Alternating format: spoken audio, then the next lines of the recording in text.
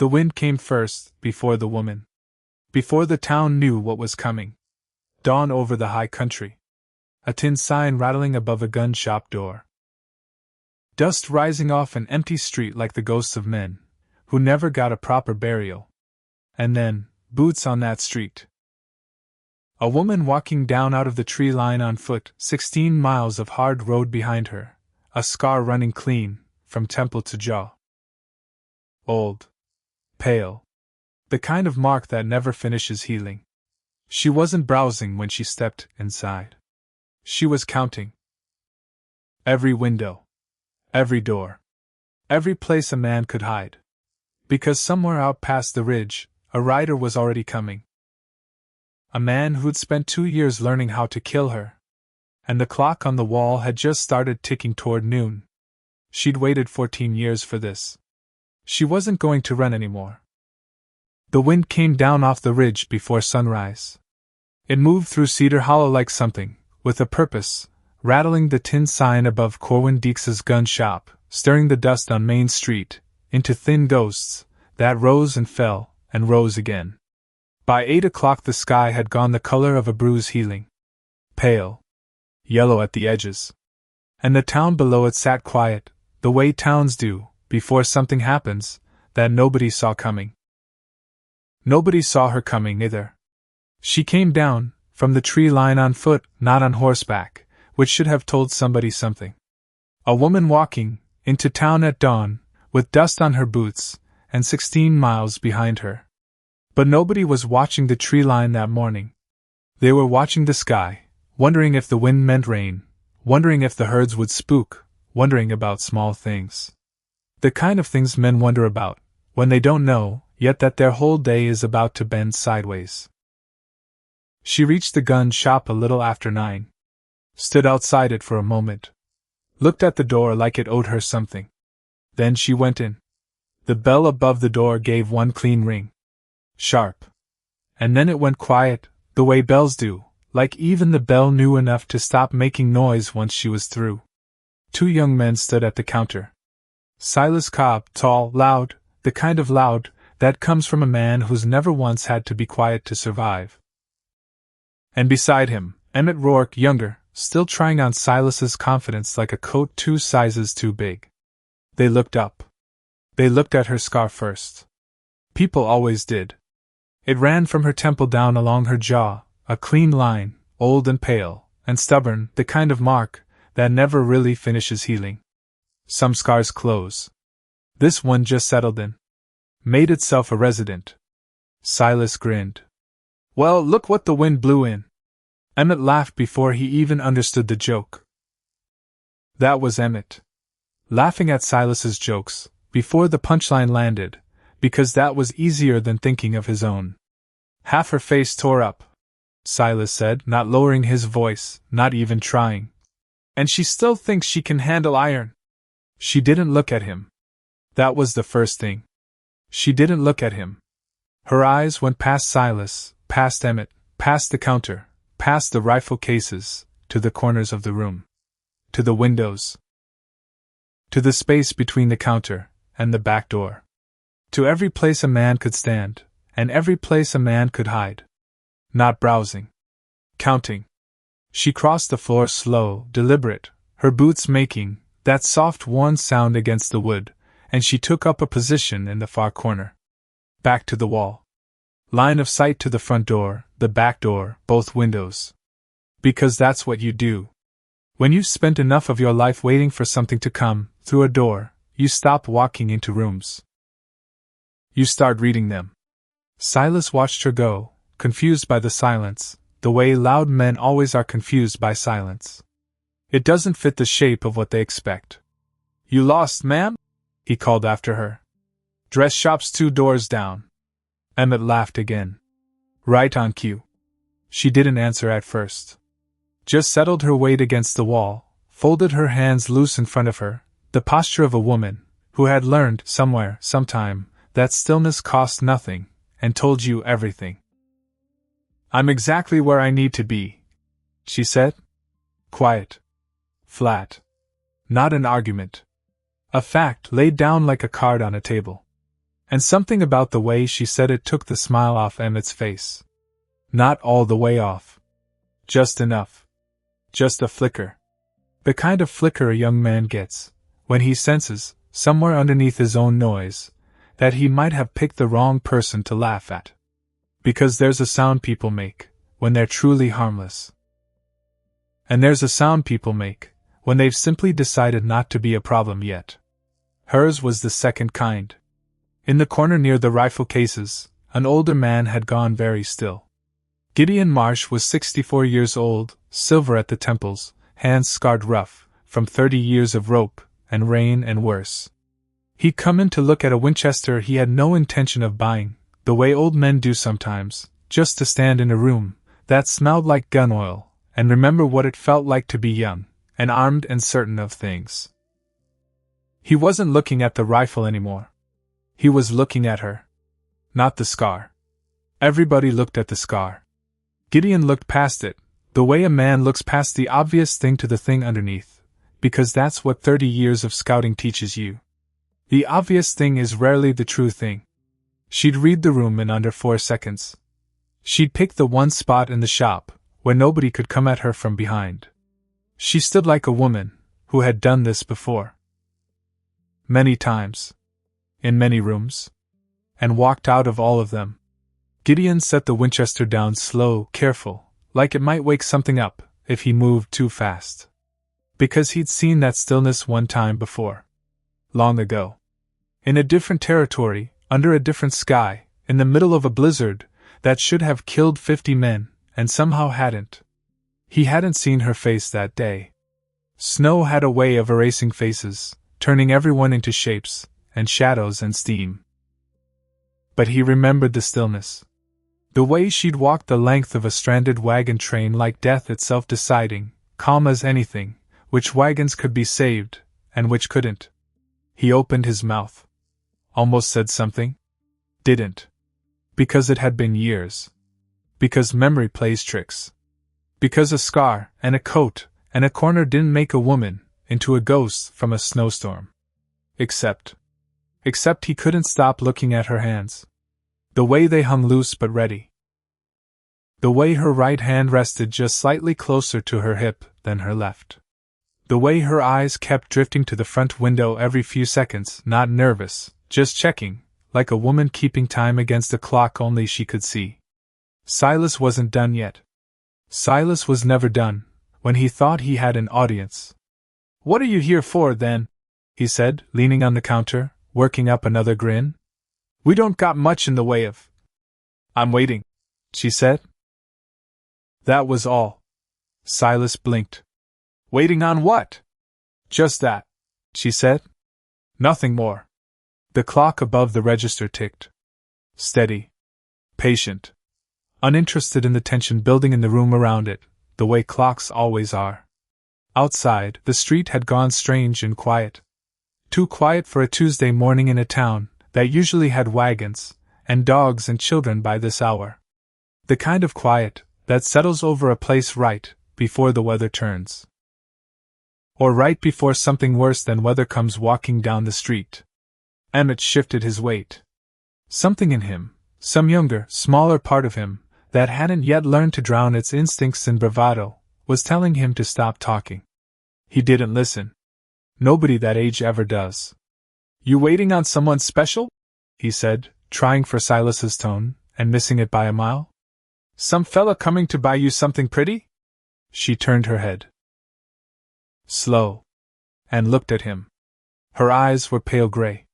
The color of a sky right before it decides to storm. She didn't say anything. She didn't need to. Emmett felt the joke die in his mouth. Felt it curdle into something that tasted like regret before he even understood why. It wasn't anger in her eyes. That would have been simple. Anger he could have laughed off, matched with more noise of his own. This was colder than anger. This was a woman who had looked at worse men than him, and made a decision about what to do with them. "Emmett," Silas said, some instinct finally kicking in, some animal sense, that even loud men carry buried under all their noise. "Maybe we oughta—" The bell above the door rang again. Everyone turned. A man stepped inside. Broad through the shoulders, a face weathered by sun and worry in equal measure, a small metal cash box tucked under one arm. He wore a clean shirt that didn't quite hide the calluses on his hands, the kind of hands that had done harder work than counting money behind a counter. Corwin Deeks, the shop's owner. He took 2 steps in. And stopped. His eyes found the woman in the corner. And something in his face just stopped working. Like a man who'd walked into his own kitchen and found a ghost sitting at the table, drinking coffee, waiting for him to notice. The cash box slipped in his grip. Just an inch. Just enough to matter. Enough for Gideon, watching from beside the rifle case, to see the whole shape of what was happening, without understanding a single word of it yet. Because that's not the look of a man who's confused. That's the look of a man remembering something he'd spent years trying very hard to forget. "Boys," Corwin said. "Quiet." Silas frowned. "What?" "Out. Now." Silas straightened up, something defensive flaring in his chest, the way it does in young men who've never once been told, "Now," and meant it. "Boss, we're just..." "Now." The word came out flat. Final. And there was something underneath it that hadn't been there 30 seconds earlier, something that didn't sound like a shopkeeper at all. Something that sounded like a man who had once, a long time ago, given orders that got followed, without a second thought. Silas's face went red. But he moved. Emmett was already halfway to the door, glancing back once, with wide eyes, the kind of look a boy gives a room he's suddenly not sure he understands anymore. The bell rang as they left. The doors swung shut behind them. And then there were 3 people in the shop. Corwin, the woman in the corner, and Gideon, still standing near the rifle case, feeling, for the first time in a long while, like a man watching something he had no business watching, but couldn't make himself leave. Corwin set the cash box down on the counter. It made a soft, hollow thud. His hands were steady again, but his breathing wasn't. Slower than it should have been. Deliberate. Like a man forcing himself to stay calm one breath at a time. He looked at Gideon. "Sir," he said. "I'm sorry. I need to ask you to step outside for a few minutes." Gideon nodded slow. He'd lived long enough, seen enough, to recognize when a room needed to be smaller than it currently was. He walked toward the door. But right before he reached it, he stopped. Didn't turn around. "Ma'am," he said softly. "I know who you are." Silence behind him. He didn't wait for an answer. Just stepped out, into the sun, let the door close soft behind him, let the bell give one last small ring, before it fell still. And then it was just Corwin, and the woman, with the scar. The silence between them wasn't awkward. It was heavy. The kind of heavy that comes from history nobody in the room needs explained to them. Corwin took a slow breath. Let it out through his nose. Walked around the counter, and stopped about 10 feet away from her. Close enough to speak low. Far enough to show her he understood something about the space she needed. "Adeline," he said. Just her name. Nothing else at first. Like the word itself cost him something. "I didn't expect to see you today." She nodded once. "I know. Is it today?" The question hung there. She looked at him for a long moment. Those gray eyes measuring something he couldn't quite see the shape of. And then she nodded again. Corwin's jaw tightened. "You're sure?" "I'm sure." He glanced toward the front window. Toward the empty street outside, the strange quiet that had settled over the whole town like a held breath. "How long?" "An hour," she said. "Maybe less." Corwin closed his eyes. Just for a second. Just long enough for a man to absorb news he'd been dreading, without wanting to admit, even to himself, that he'd been dreading it at all. When he opened them again, something in his face had shifted. "I can help," he said. "No. Adeline, you saved my..." "No, Corwin." Her voice wasn't unkind. It was final. The kind of final That comes from a decision made a long time ago, worn smooth by years of repetition, the way river stones get smooth. She shifted her weight slightly, and the edge of her coat fell open just enough for him to see the holster underneath. Old leather.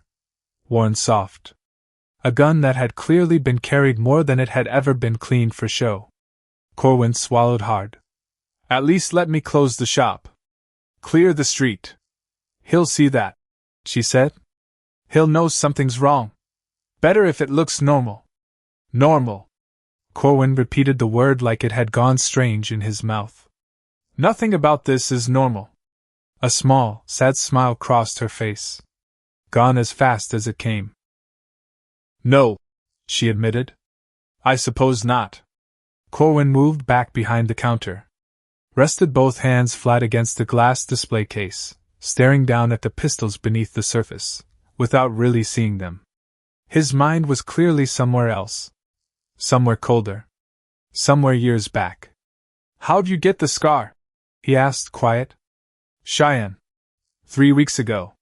His hands curled into fists on the glass. He found you. He did. And you let him live. She was quiet a moment. I wasn't ready. He was faster than I expected. Corwin looked up at her, and for the first time, since he'd walked through that door, something close to fear moved across his face. Not fear for himself. Fear for her.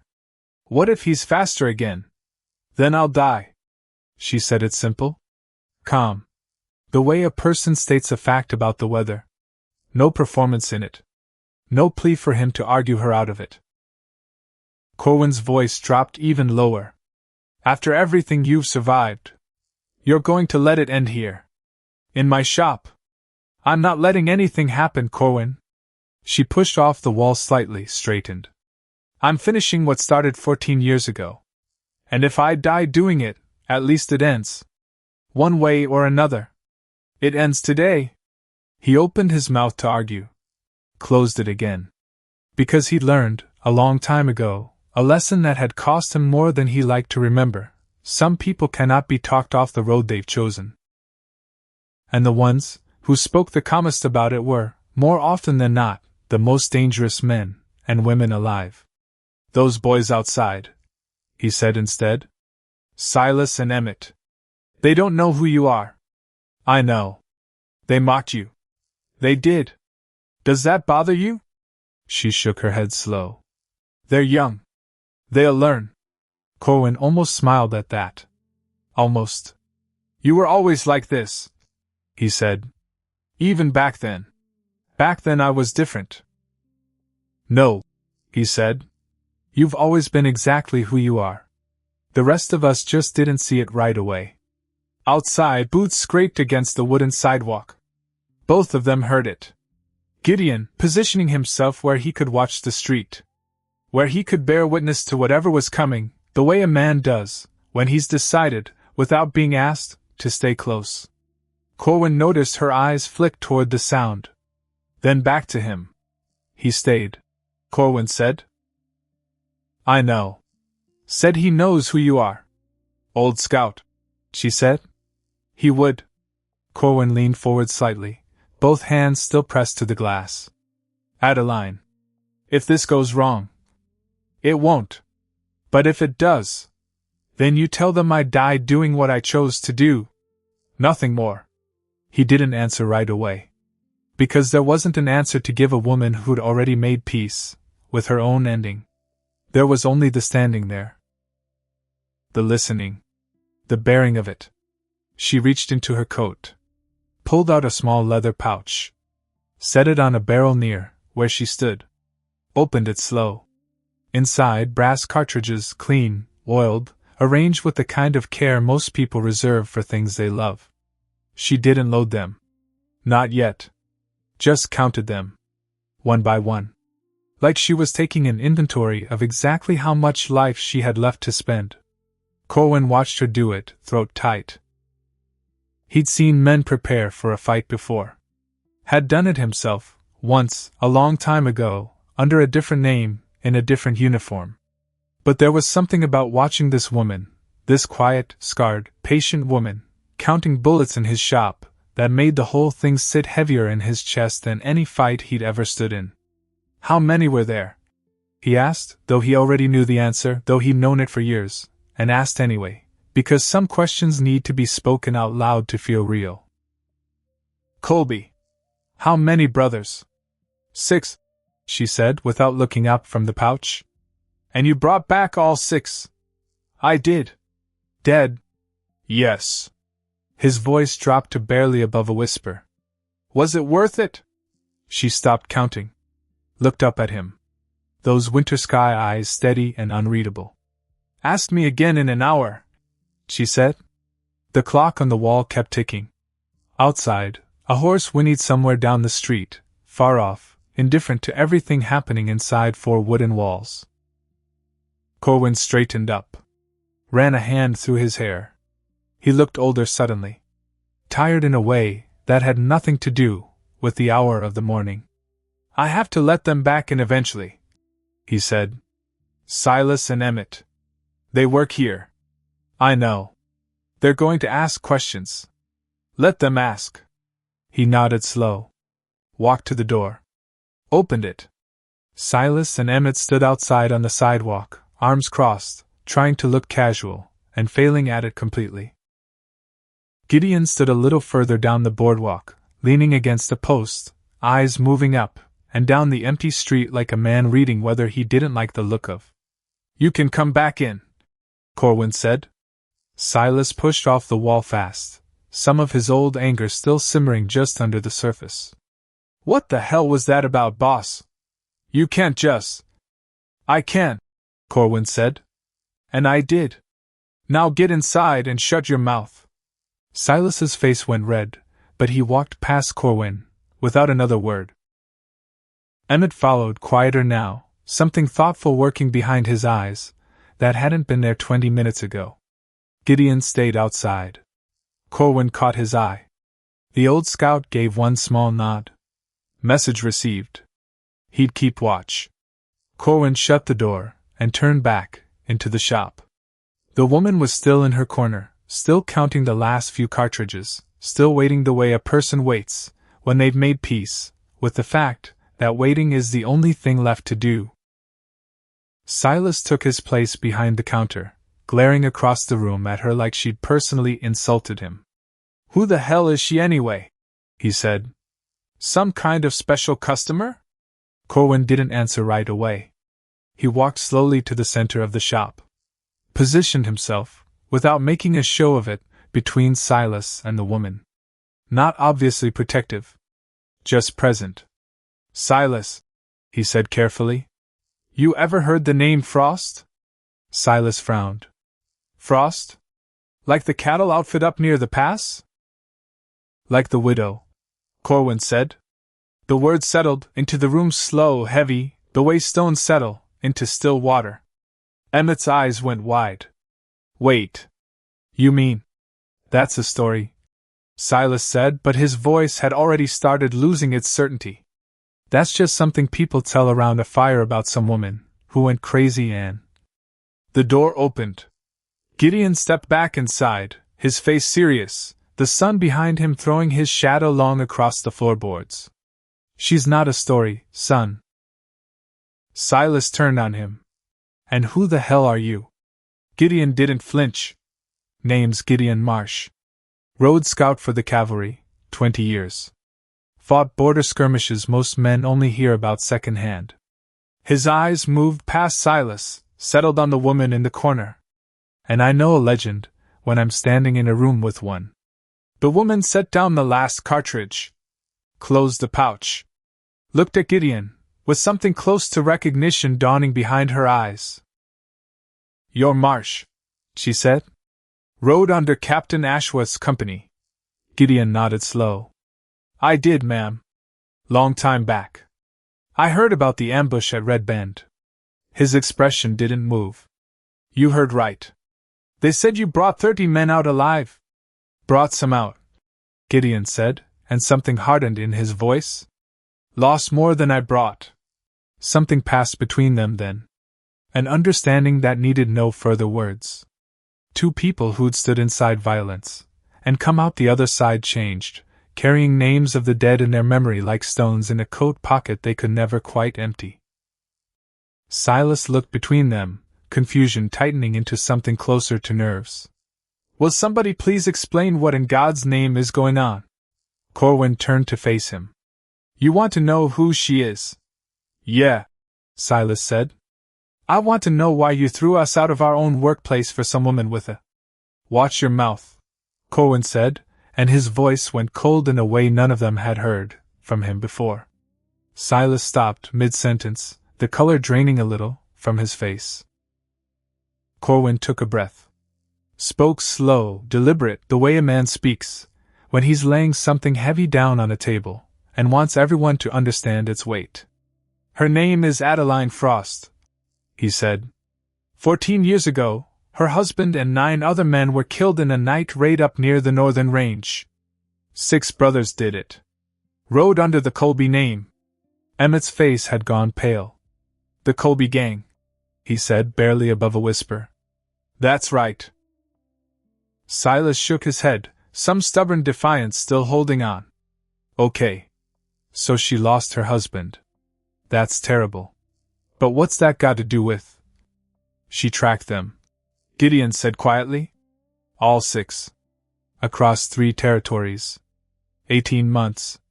Silas laughed, but it came out forced, hollow. Come on. 1 woman against 6 men? She brought them all back dead. Corwin finished. The laughter died in Silas's throat. Emmett took a step backward, one hand gripping the edge of the counter like he needed it to stay upright. Silas stared at the woman in the corner, really looking at her now for the first time since she'd walked through the door. Looking past the scar. Past the worn brown coat and the dusty boots. Seeing something underneath all of it he didn't have a name for yet. That's not possible, Silas said, though his voice had lost every ounce of its earlier swagger. It's possible, Corwin said, because she's standing right there. Adeline Frost met Silas's eyes across the room. Calm. Patient. Unmoved by any of it, the way a person gets unmoved when they've already lived through the worst thing that will ever happen to them, and everything since has simply been the aftermath. You boys thought I came in to buy a gun, she said, quiet. Silas swallowed hard. Didn't answer. I didn't, she went on. I came here because this is where I bought the gun I used on 6 men. And the 7th one wants me standing in this room, remembering all of it, before he tries to finish what his brother started. The words hung there. Smoke that wouldn't clear. Emmett's voice came out barely above a breath. The 7th? She nodded once. He'll be here soon. The silence that followed was different from every silence that had come before it in that shop that morning. Heavier. The kind of silence that sits right before a storm breaks, the kind that makes the hair rise on the back of a man's neck, without him understanding exactly why. Corwin moved to the front window. Looked out at the empty street. When? He said without turning around. Adeline reached into her coat, pulled out a small pocket watch. Checked it. He said noon. Corwin's jaw tightened. He didn't need to ask what time it currently was. The clock on the wall told him plainly enough. You could leave, he said. Right now. Out the back. Take a horse and ride. No. Adeline. I've been running from this 3 weeks, Corwin. Her voice stayed level, but something underneath it had worn thin, the way rope wears thin right before it finally gives. I'm done running. She said it calm, like she might have been talking about the weather or the price of grain at the mercantile. But Corwin heard what sat underneath the words. The exhaustion. The weight of 14 years pressing down on a single pair of shoulders that had, somehow, against every reasonable expectation, kept standing anyway. Emmett found his voice first. It came out young. Shaking. Ma'am. I don't understand. If there were 6 brothers and you... He stopped. Started again. And they're all... dead? She said simply. You can say it. He swallowed. Then where'd the 7th one come from? Adeline looked down at the pouch in her hands, ran her thumb along the worn stitching. Nobody knew about him, she said. Born 2 years after the others. Different mother. Raised apart from the rest of the family's business. Silas's voice came quieter now, all the mockery burned out of it. What business? Killing, Gideon said from the doorway, low and flat. Thieving. The Colby brothers ran cattle raids, from the northern range down, through 3 territories for the better part of 15 years. Left burned homesteads and bodies wherever they rode. Corwin turned from the window. How do you know all that? Gideon's face darkened. Because the army sent 3 companies, after them, back in '79. I rode with one. We tracked them 2 months, through the high country, and never once caught them. They disappeared like ghosts. He looked at Adeline, with something close to reverence. But she did. Adeline moved slowly away, from the corner, toward the window, standing near enough to Corwin to see the street, without standing too close. The sun was climbing higher now. The shadows outside were shortening. In another hour there would be no shadows left at all. You want to know how I found them? She said. Nobody answered. But nobody stopped her either. And she could feel them all listening. Every one of them. The kind of listening that only happens once in a room, when everybody senses that what's coming next is the truth, plain and unvarnished, and there won't be another chance to hear it told this way again. She kept her eyes on the street as she spoke. The night they hit our camp, I wasn't in my tent. I was down at the picket line, checking on the horses. We'd been having trouble with coyotes and I wanted the lines secure before dark set in fully. Her voice stayed level, flat, the way it does when a story's been told before, but only in the dark, only to yourself, only when nobody else could hear it and ask you to stop. I heard the gunfire first. Then I heard my husband call my name. Once. And then nothing. Corwin's hands curled into fists at his sides. I hid in the shadow between the horses and the wagons. Watched them ride through camp. 6 men. Laughing. Taking what they wanted. Killing anybody who tried to stop them. Emmett made a small sound in his throat. Didn't say anything. I counted them, Adeline said. Made myself memorize their faces. The way they sat a horse. What they were wearing. Everything. She paused. Her breath fogged faintly against the glass of the window. And then I made a choice. Silas's voice, barely above a whisper. What choice? She turned from the window. Looked at all of them, really looked, the way a person looks at people they're about to hand something heavy to. I could go back east, she said. Back to my family. Back to a life where nothing like that ever happened to anybody I knew. She touched the scar on her face, absent, unthinking, the way a hand goes to an old wound out of habit rather than pain. Or I could learn to become the thing they feared most. Gideon nodded, slow, understanding moving through his eyes like weather. I spent 6 months learning to shoot, Adeline said. Found a man in the territorial capital who'd take my money, and not ask too many questions about why a widow wanted to put 1,000 rounds a week through a Colt. Practiced 8 hours a day, until my hand split, and my shoulder went black from the recoil. She held up her right hand. Even from across the room, they could see the old calluses, the faint white scarring along the knuckles. Then I found a man out in the territory, who taught me to track. How to read sign.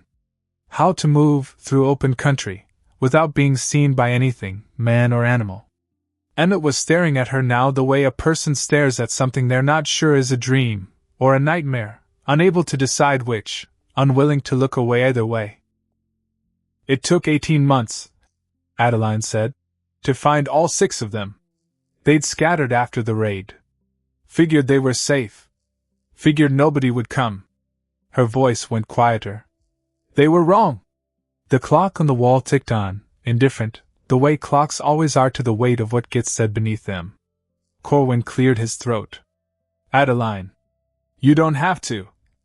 Yes, I do, she said. Because these boys need to understand why I'm standing here. Why I'm waiting. Why any of this matters. She looked at Silas and Emmett directly, and there was nothing cruel in the look, only something patient, and one smoothed by years of carrying it. The first one I found was working a ranch outside a little town up north. Thought he'd blend in. Live quiet. Let the past stay buried, where he'd left it. A pause. I walked up to him in broad daylight. Told him my name. Told him why I'd come. Gave him the chance to draw first.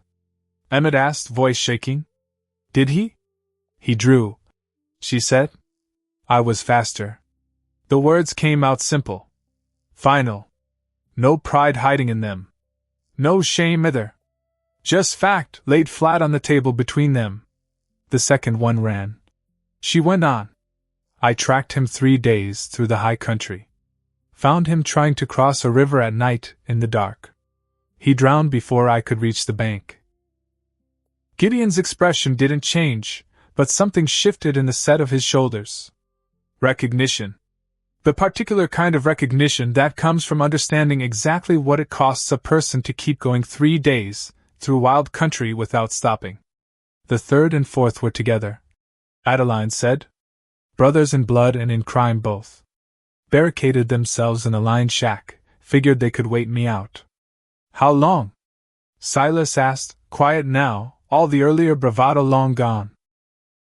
5 days. I burned them out on the 6th. Corwin closed his eyes briefly. The 5th one was smart, Adeline continued. Changed his name. Grew a beard. Took work in a mining camp, and kept his head low. She paused. But he made one mistake. He wrote a letter to his mother. And I was watching her house. Emmett looked like he might be sick. And the 6th? Gideon asked quietly. Adeline's expression went hard, harder than it had been, through any of the rest of it. The 6th was the leader, she said. The one who planned the raid. The one who killed my husband, with his own hand. She turned back toward the window. I found him in a saloon 3 weeks, after I found the 5th. He'd gotten comfortable. Figured enough time had passed. Figured he was safe. What happened? Corwin asked, though part of him clearly didn't want to know. I challenged him in front of 30 witnesses, she said. Fair fight. Old rules. He drew first. Her hand drifted absent to her holster. I drew faster. The shop had gone completely silent. Even the clock seemed quieter now, as though it too understood there was nothing worth interrupting. Silas's earlier mockery felt, in that silence, like something belonging to a different lifetime entirely. He looked at this woman, with her worn coat, and her scar, and her flat, steady voice, and he could not, for the life of him, reconcile her with the person he'd been laughing at less than an hour before. Corwin came away, from the window, and leaned against the counter, arms crossed, something heavy sitting behind his eyes. 6 men. 18 months. You never stopped. No, Adeline said. I didn't. Did it help? He asked. Did it bring him back? She looked at him, with those pale gray eyes. What do you think? Corwin nodded slow. Of course it hadn't. Nothing like that ever did. Revenge doesn't return what it's spent chasing. It only carves out a different kind of emptiness to replace the first one. But he understood, standing there, exactly why she'd done it anyway. Some debts don't get settled with forgiveness. Some debts only understand one kind of currency, and she had spent 18 months of her life paying it out, coin by coin, man by man. How'd you end up meeting him? Silas asked suddenly, nodding toward Corwin, some new steadiness working its way into his voice that hadn't been there when the morning started. In the blizzard. Marsh mentioned it outside. Adeline glanced at Corwin. Something passed between them. That was after, Corwin said quietly. After she'd already brought back 5 of the 6. He came around the counter, stood where everyone in the room could see him plainly. It was winter. I was a lieutenant then, with the Corps of Engineers. We were moving a supply convey through the high pass. Bad country. Worse weather. His voice took on a different quality, harder, older, the voice of a man reaching back 3 years to pull something up by its roots. 12 wagons. 50 men. Equipment worth more than any of us would have earned in a lifetime. And we got stuck in that pass with the snow coming down, so hard you couldn't see 10 feet in front of your own boots. Emmett leaned forward slightly, pulled into the telling despite the fear still sitting plain on his face. First wagon lost a wheel. Second one wedged between 2 boulders. Then the horses started going down in the cold, and before any of us understood what was happening, the whole convoy had simply stopped. No way forward. No way back. Night coming on fast, and nothing between us, and it but bad decisions. Corwin's jaw tightened at the memory. My commanding officer started shouting orders. Pushing the men harder. Trying to force the problem to solve itself, through sheer noise. But the harder we pushed, the worse it got. Wheels breaking. Horses dying. Men losing fingers to frostbite, before they even noticed the cold had gotten that far. He looked at Adeline. And then she rode up out of the snow like something that didn't belong to the world the rest of us were standing in. Gideon straightened slightly, his interest sharpening. She didn't introduce herself. Corwin went on.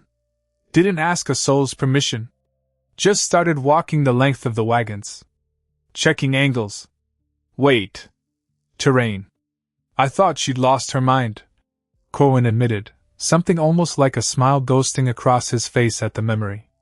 One woman, alone, in a blizzard, acting like she understood moving heavy equipment better than a corps of trained army engineers. Adeline almost smiled at that. Almost. My commander told her to clear off. Corwin said. Told her we didn't need help from civilians. Especially not a woman. His expression darkened at the memory. She ignored him. Started giving instructions instead. Not to the officers. To the men.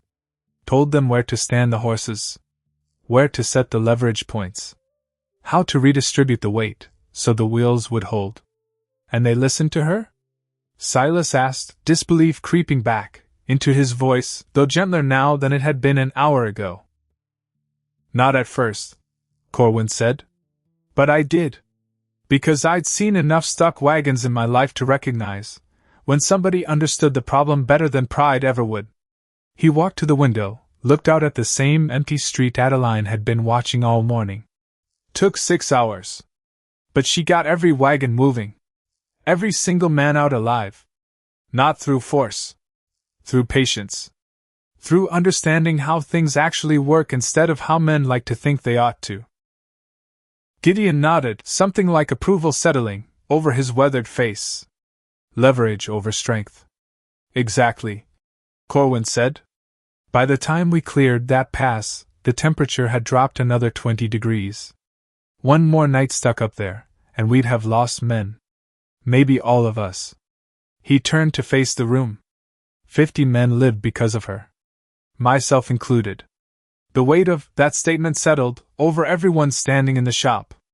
Silas looked at Adeline, with something new in his expression. Not mockery anymore. Something closer to awe. Or fear. Possibly both, tangled together the way they often are in young men who've just discovered the world is bigger and stranger than they'd assumed. Did you know who she was? Emmett asked Corwin. At the time? Corwin shook his head. Not then. She never gave a name. Just helped and rode off, before anybody could thank her properly. When'd you find out? Gideon asked. 3 years later. I mustered out, and came back here to run my father's shop. He glanced at Adeline. One day a woman walked in asking after ammunition for a very particular Colt. Custom grip. Particular barrel length. I knew the gun, before I knew the woman. My father built that piece himself, years before, for a widow, who wouldn't say much beyond what she needed. His voice dropped. Then I recognized her voice. Then her eyes. I asked if she'd been in the high country that winter. She said yes. Asked if she'd helped a stuck convoy. Yes again. A pause. And then I asked her name. He looked at Adeline. She said Frost. He let that sit a moment before finishing. By then, everybody in 3 territories knew that name. The widow who'd hunted the Colby brothers. The woman who brought them all back dead. Did you tell anyone? Silas asked. No, Corwin said firmly. Because she asked me not to. Said she was trying to live quiet. Said the past was finished. He looked at Adeline, with something close to sorrow. But it wasn't finished. Was it? No, she said softly. It wasn't. Gideon moved away from the door for the first time since he'd stepped back inside. Walked slow toward Adeline, his old cavalry bearing plain in every measured step. He stopped a respectful distance away and looked at her, with the particular regard one soldier reserves for another. Ma'am, he said quietly, I've lived a long life. Seen more than I'd care to remember. Fought in more skirmishes than I've got fingers to count. He paused. But I've never once seen anyone carry what you're carrying, and still be standing on their own 2 feet. She didn't answer. But something in her expression softened. Just slightly. Just enough to notice, if a person was looking closely, and Gideon was. That scar. He went on. The 7th brother gave you that. He did. 3 weeks back. You went looking for him, Gideon said. It wasn't a question. I did. Adeline's voice stayed even. After I killed the 6th, I started hearing rumors. Stories about another Colby, one nobody had ever accounted for. Didn't believe it at first. Figured it was just talk. The kind of story people invent to keep a legend alive, after the real ending's already happened. But, Corwin said. But I couldn't let it sit. Couldn't risk there being one more of them out there somewhere. One more who might come looking for me. Or for somebody I cared about. She touched the scar again, that same absent gesture, becoming familiar to all of them now, the way a person touches an old wound not out of pain, but out of habit, a small ritual the body performs, without asking permission. So I followed the rumors. Followed every lead I could find. Eventually tracked him to a land office 3 territories over. Working as a clerk. Living under a different name entirely. Did you confront him? Gideon asked. I did. Walked right up to him on the street. Told him who I was. Told him what I'd done to his brothers. Emmett's voice came out barely audible. What did he say? Adeline's expression turned cold. He said he'd been waiting for me. Said he knew I'd come eventually. Said his brothers had underestimated me, but he wouldn't be making the same mistake. Silas swallowed hard. And then he drew before I was ready. Caught me off guard. Faster than any of his brothers. Faster than I'd expected anybody in that family to be. She gestured to the scar, without looking at it. Cut me here. Could have killed me. Should have killed me. A pause, and something almost like disbelief crossed her face, even now, even after 3 weeks to sit with it. But he wanted me to suffer first. Wanted me to know what was coming, before it came. Corwin's hands clenched at his sides. He let you live on purpose. He did. Adeline's voice was flat. Told me to meet him at noon today. At the shop, where I bought the colt that killed his family. Said he wanted me to remember everything, before he finished it. Gideon's face had gone grim. A man that patient, he said, is a dangerous kind of man. I know, Adeline said. That's why I'm here. That's why I'm ready. The clock on the wall struck the half hour. 11:30. 30 minutes. Corwin moved back behind the counter, and pulled a double-barreled shotgun out from underneath it. Began loading it, with the practiced efficiency of a man whose hands remembered a life he didn't talk about much anymore. Adeline shook her head. Corwin. No. I'm not asking your permission. He didn't look up from the shotgun. This is my shop. If somebody's coming here to kill you, they're going through me first. That's not how this works. The hell it isn't. Gideon pulled his own pistol from his belt. Checked the cylinder, slow, methodical. I'm not leaving either, ma'am. And you can't ask that of me. Adeline looked between the two of them. Frustration flickered across her face, the first real crack in her composure since she'd walked through the door that morning. This isn't your fight, she said. You saved my life, Corwin said. That makes it my fight. Gideon nodded once. And I've spent enough years watching men die. Not starting again today. Not when I've got the chance to stand instead. Silas and Emmett exchanged a look behind the counter. Then Silas straightened, some of his earlier bravado returning, though it wore a different shape now. Steadier. Quieter. We're staying too, Silas said. You don't even know me, Adeline said. No, ma'am. Silas's voice held none of its earlier mockery. But we know you didn't deserve what got said to you this morning. And we know Corwin wouldn't be standing beside you if you weren't worth standing beside. Emmett nodded, quick, nervous, but certain. We can't shoot. Both of us. We're not soldiers. But we're not useless either. Adeline closed her eyes briefly. When she opened them, there was something in her expression that might have been gratitude, or might have been the particular exhaustion of a person who'd expected to face this hour alone, and was slowly, reluctantly, being shown otherwise. If you stay, she said quietly, you stay behind cover. You don't engage unless he fires first. And if it goes wrong, she looked at each of them in turn. You run. You understand me? They nodded. She looked at Corwin. At Gideon.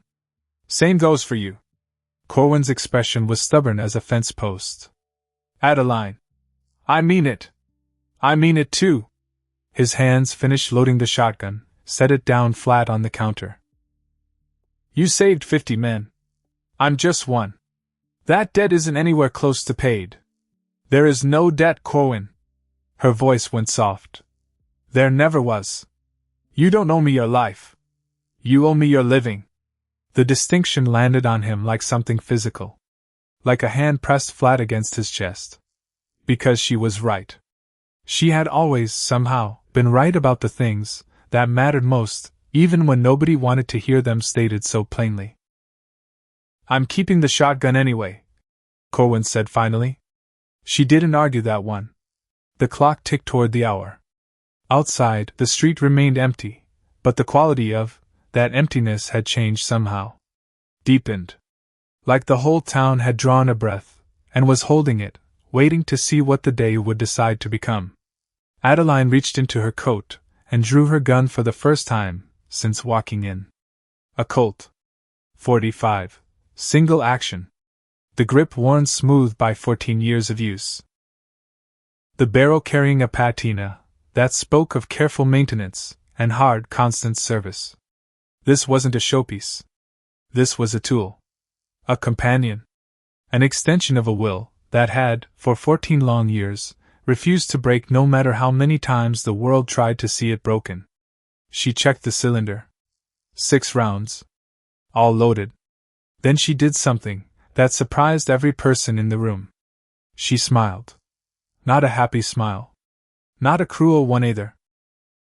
Just the smile of a person who had carried a weight so long that setting it down, even for a moment, even in anticipation of something terrible, felt strange and light, and almost like freedom. I've been waiting for this 3 weeks, she said quietly. And? Gideon asked. Part of me thought I'd be terrified when it finally came. Are you? No, she said. I'm just tired. And ready for it to be over. She holstered the gun again. Checked her stance. Made small adjustments. The shift of her weight, the angle of her shoulders, every movement deliberate, practiced, the muscle memory of a woman who had rehearsed this particular kind of stillness more times than she likely cared to count. Corwin watched her, with a mixture of admiration and something close to grief. This woman had been shaped by tragedy, forged in loss, and hardened in violence, one careful decision at a time, until she'd become exactly what circumstance had demanded of her in order to survive it. But the cost of that transformation had been everything else. The woman she might have been. The life she might have lived. The years stretching out ahead of her that she traded, one by one, for a kind of justice that never once, not for a single moment, made her whole again. Adeline, Corwin said. When this is over. If I'm alive, she corrected. When this is over, he said again, firmer this time. You're welcome in this shop any time. No questions. No judgment. Just respect. She looked at him for a long moment. Then nodded once. Thank you, Corwin. The clock ticked past 11:40. 20 minutes. The tension in the shop pulled tight as wire. Silas and Emmett had taken up positions behind the counter, low, half-hidden, rifles gripped in hands that shook slightly despite their best efforts to steady them. Gideon stood near the back wall, pistol held loose at his side, ready without being aggressive about it, the posture of a man who had done this before and understood the particular patience it required. Corwin remained behind the counter, the shotgun resting across the glass, its twin barrels pointed loosely toward the door. And Adeline stood in the center of the shop. Not hiding. Not seeking cover. Open. She had moved away from her corner deliberately, chosen the clear space in the middle of the room, the spot with the clean lines of sight in every direction. If the seventh brother wanted a fair fight, she would give him one. If he wanted to ambush her instead, he would have to work considerably harder than he expected. Either way, she was ready. The clock kept ticking, indifferent as ever, marking off the final minutes of a morning that had started like any other in Cedar Hollow, and was ending, now, poised on the edge of something that would either close a 14-year wound for good, or open it wider than any of them standing in that shop were prepared to survive. Outside, the sun climbed toward its highest point. Shadows thinned, shortened, and somewhere out past the edge of town, moving unhurried down a dusty road toward a gun shop that had already seen more truth that morning than most towns saw in a decade, a man was riding. A man none of them had ever met. A man who believed, with the calm certainty of someone who'd spent 2 years preparing for exactly this hour, that he was riding toward justice. Noon was coming. And the shop, and everyone standing inside it, sat waiting for whatever noon intended to bring. The clock ticked past 11:45. 15 minutes left. Maybe less. Nobody moved. Nobody spoke. The shop held its breath the way a held breath holds itself, tight, aching, waiting for permission to let go. Adeline stood in the center of the room. Still. Steady. Her hand resting near the holster the way a hand rests near a door it already knows it will have to open. And Corwin watched her. Watched the clock. Watched the door. Because that was the thing about waiting. It didn't feel like time passing. It felt like time thickening. Like the air itself had gone to syrup, slow and heavy, dragging every second out longer than it had any right to be. Gideon broke the silence first. You never told the rest of it, he said. Quiet. Careful, the way a man is careful stepping onto ice he isn't sure will hold him. The hunt. 18 months is a long time to boil down to 6 sentences. Adeline didn't look at him. Some of it's not worth telling. Ma'am. Gideon's voice stayed gentle. With respect. I think it might be. She was quiet a moment. Because he wasn't wrong.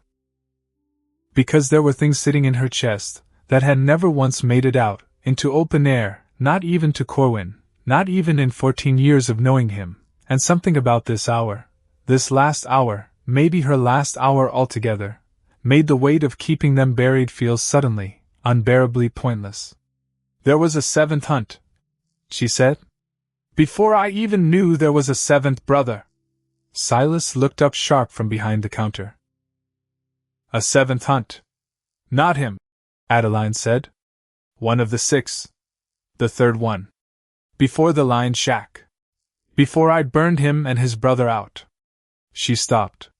Started again. I found him first. Alone.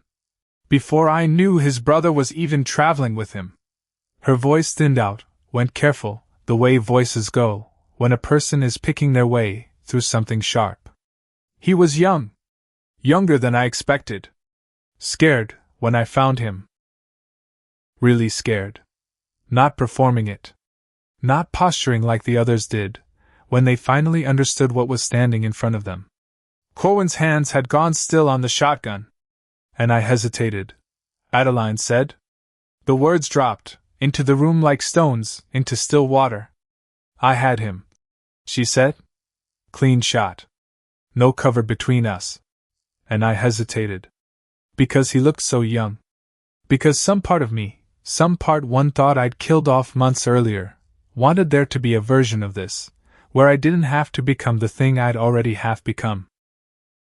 Emmett's voice small. What happened?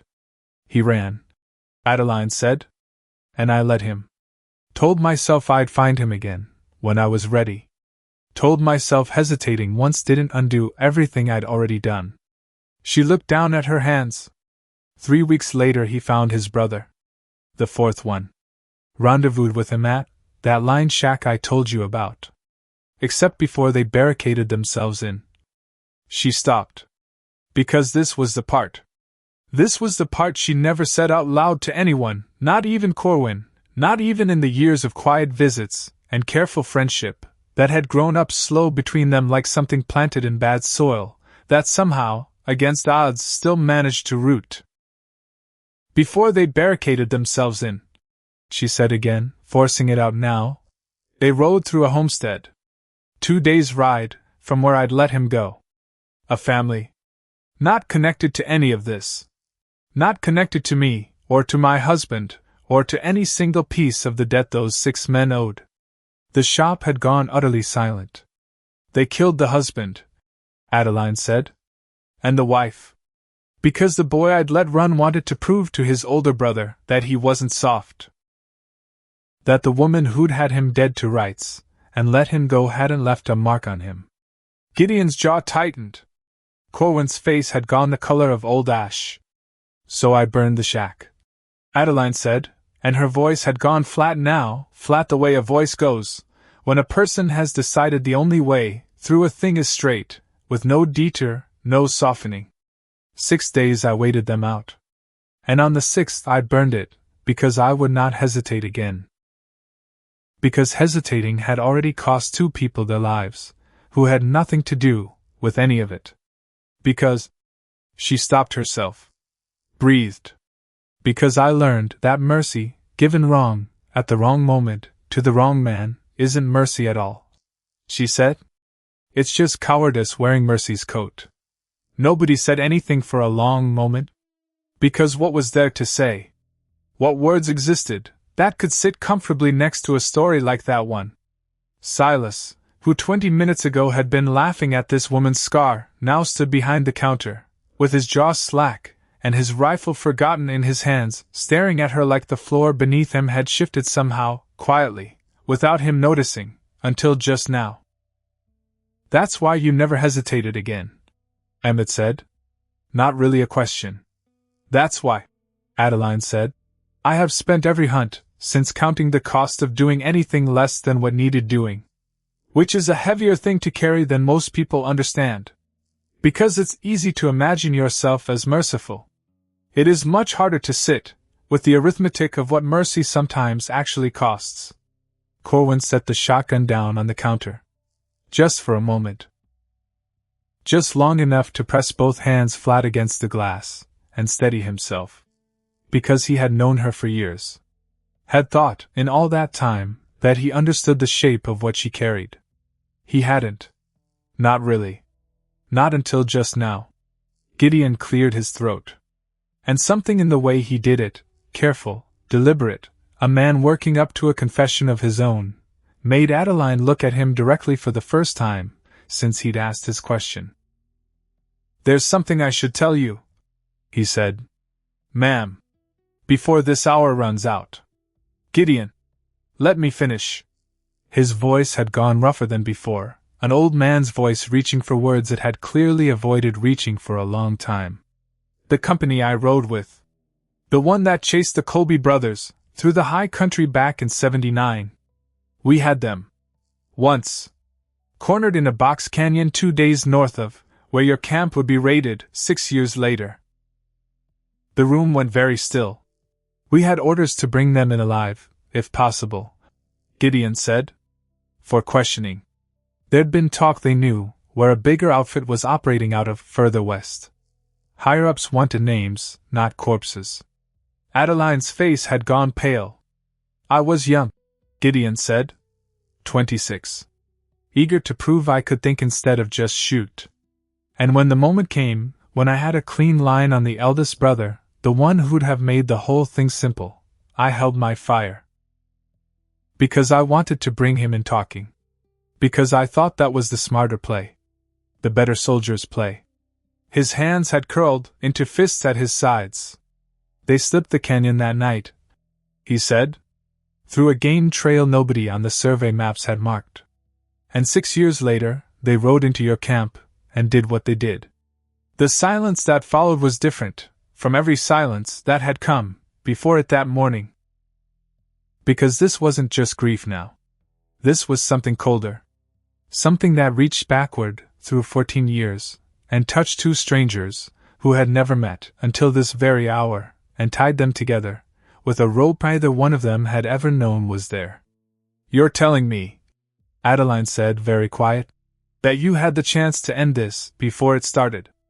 I'm telling you, Gideon said, that I have carried that canyon every single day since.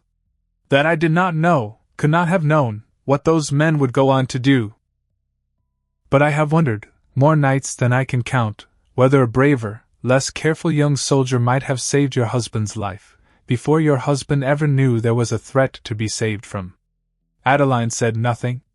Because what was there to say to a thing like that? Because grief has a way of reaching backward, hunting for someone to blame, some earlier moment, where a different choice might have unwound the whole tragedy, and here, standing in front of her, was a man handing her exactly that moment, freely, without being asked, carrying the guilt of it for 6 years, before her husband had even died, and 8 more years after. You didn't pull that trigger, she said finally. No. And I didn't pull mine either. Not on the third brother. Not when I had the chance. Gideon looked at her. Doesn't mean the weight isn't real, she said. Doesn't mean we don't carry it. But it means something, Gideon Marsh, that you're standing in this shop right now instead of somewhere safe and far away. It means you've spent your whole life since trying to be the man who doesn't hesitate a second time. Something moved behind the old scout's eyes. Something that looked, for just a moment, like relief. The particular relief that comes when a weight carried alone for years finally gets set down, even briefly, in front of someone who understands its exact shape. 11:50. Cohen said, glancing at the clock. His voice had gone tight. 10 minutes. And that was when the bell above the door rang. Everyone turned. But it wasn't Ezra Colby standing in the frame. It was a man in a wool coat too fine for a town like Cedar Hollow, a leather satchel slung across one shoulder, spectacles pushed up on his forehead, ink stains on 2 fingers of his right hand. He looked like he'd walked straight out of a printing house in some city none of them had ever visited, and stumbled, by accident, into the wrong century. Afternoon, the man said, though it wasn't quite afternoon yet. I do apologize for the interruption. I understand the timing is. He glanced at the clock. Less than ideal. Corwin's hand had gone back to the shotgun. Who the hell are you? Barnaby Voss. The man said, unbothered, stepping fully inside, letting the door swing shut behind him. Journalist. Formerly of the Territorial Press. Presently of nobody, which suits me better. His eyes found Adeline, and stayed there, something sharp and curious moving behind them. Mrs. Frost. I've been following your trail for the better part of 4 months. Adeline's expression went carefully blank. Following, she repeated. Not hunting. Barnaby said quickly, holding up both hands, the satchel swinging at his hip. I promise you that. I've spoken with the family of the 5th brother. The one in the mining camp. I've spoken with witnesses in the saloon, where the sixth fell. I've been building, piece by piece, an account of what actually happened out here these last 14 years. He paused. Because the story people tell about you, ma'am, isn't the true one. Not entirely. It's grown teeth it never had. Turned you into something closer to a monster than a woman. And you thought today, Corwin said, voice hard, was the day to walk in and collect your ending. I thought today, Barnaby said, and something in his voice shifted, went quieter, more careful. Might be the last day I'd have the chance. Nobody said anything to that. Because it was true, and everybody in the room knew it was true, and there was no comfortable way to argue with a man who'd simply said the thing they'd all been dancing carefully around all morning. Adeline studied him a long moment. You want to write my death, she said flatly. For your paper. I want to write the truth, Barnaby said. Whatever shape it takes today. Whether that's you walking out of here in an hour or… He stopped himself. Started over, gentler. I don't relish either outcome equally, ma'am, whatever you might think of a man in my profession. I've read the false version of your story printed in 3 territorial papers already. Each one worse than the last. I'd like the true one told, at least once, by somebody who bothered to ask instead of invent. Gideon watched him carefully. How'd you find her? Here. Today. I've had a man watching the roads out of Cheyenne since the incident 3 weeks back. Barnaby admitted. When word came she'd been sighted heading this direction, I rode through the night to catch up. He glanced toward the window, toward the climbing sun. Nearly didn't make it in time. 11:52. 8 minutes.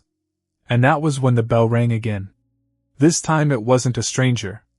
A broad man in a worn tin star stepped through the door, hand resting easy, but deliberate on the grip of his holstered revolver, eyes sweeping the room in one long, practiced arc, the counter, the corner, the shotgun on the glass, the rifles half hidden behind it, the strange collection of people standing frozen in various states of readiness. Sheriff Otis Renner. Corwin, he said, voice even, but carrying an edge underneath, that hadn't been there the last time any of them had spoken with him. Somebody want to explain to me why half this town's been whispering about a gunfight happening in your shop at noon? Nobody answered right away.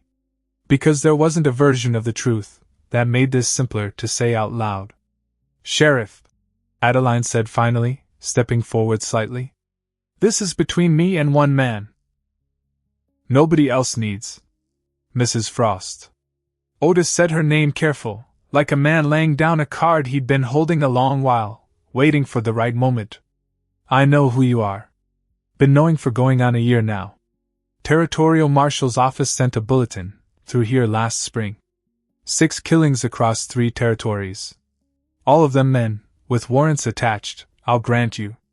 But 6 killings all the same, carried out by a private citizen, with no badge, and no court behind her. Corwin's grip tightened on the shotgun. Otis. I let it lie, Otis said, cutting him off, not unkindly but firm. Because those men had it coming, near as I could tell, and because chasing down a grieving widow for killing the men who slaughtered her husband never once sat right in my gut. He paused. But if there's about to be a 7th body in this town, in my jurisdiction, in broad daylight, I cannot let that lie. Whatever my gut wants. The room had gone tight as a fist. So what exactly? Corwin said slowly. Are you here to do? Otis looked at Adeline for a long moment. I'm here, he said, to tell you that whoever draws first, whoever falls, I'll be standing in this doorway when it happens. And when it's finished, there's going to be a reckoning. A real one. Court. Questions. However this ends today, Mrs. Frost, it doesn't end today. Not for you. Adeline's jaw tightened. You'd arrest a woman for defending her own life. I'd arrest, Otis said, whoever's still breathing when the smoke clears. Because that's the job, ma'am. However much I might not care for it today. Barnaby had already pulled a small notebook from his satchel, pencil moving fast, capturing every word, and Otis shot him a hard look. And who in blazes are you? Nobody of consequence, Barnaby said smoothly, not looking up from the page. Just a man who believes the truth deserves better company than rumor. Otis's eyes narrowed, but he let it go. There wasn't time to unpack a stranger, with an ink-stained coat, when the clock on the wall was climbing toward a moment that might end with somebody dead on the floorboards. 11:55. 5 minutes. Gideon stepped forward, positioning himself between Otis and the center of the room, careful, deliberate, the posture of an old soldier easing into a negotiation he had no formal authority to conduct.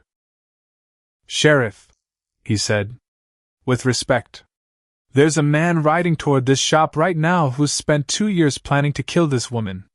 If you stand in that doorway, you're not preventing a killing. You're just adding a second target for him to choose from." Otis's eyes flicked to him. "And you are?" "Gideon Marsh. Road Scout, 20 years. Something in Otis's face shifted, a flicker of recognition or respect, or both. "Marsh." He said the name slow, testing it. "Heard of you. Red Bend. Then you understand," Gideon said, "that the man walking toward this shop isn't going to care one bit about your badge. He's spent 2 years building himself into a weapon aimed at exactly one target. Adding yourself to the room doesn't change his aim. It just widens the blast when it happens." Otis was quiet a long moment. Because the old scout wasn't wrong, and every man standing in that shop with a working brain understood it plainly. A badge didn't stop a bullet any better than a shopkeeper's apron did. And the sheriff, whatever his convictions about the law, was still just one more body standing between a grieving man and the woman he'd spent 2 years hunting. "Then here's my compromise," Otis said finally, voice hard. "I don't leave. But I don't stand in the doorway either. I'll take a position outside, where I can see the street, where I can see him coming, before he ever crosses your threshold. And whatever happens once he's through that door." He looked at Adeline. "I witness it plain. No twisted stories afterward. No rumor deciding what really happened here today. Just the truth, told straight by a man wearing a badge, who has no stake in making either of you look worse than you are." Adeline studied him. Because it wasn't the answer she wanted. But it was, she understood, likely the best answer she was going to get, from a man sworn to a law that had never once, in 14 years, offered her anything close to justice on its own. "All right," she said quietly. "Sheriff." Otis nodded once. Turned toward the door. Paused. "For what it's worth, Mrs. Frost." He didn't turn around to say it. "I hope you're still standing, when this is finished. Whatever the paperwork ends up saying after." Then he stepped outside, letting the doors swing shut behind him, the bell giving one clean ring, before falling silent. Barnaby lowered his pencil.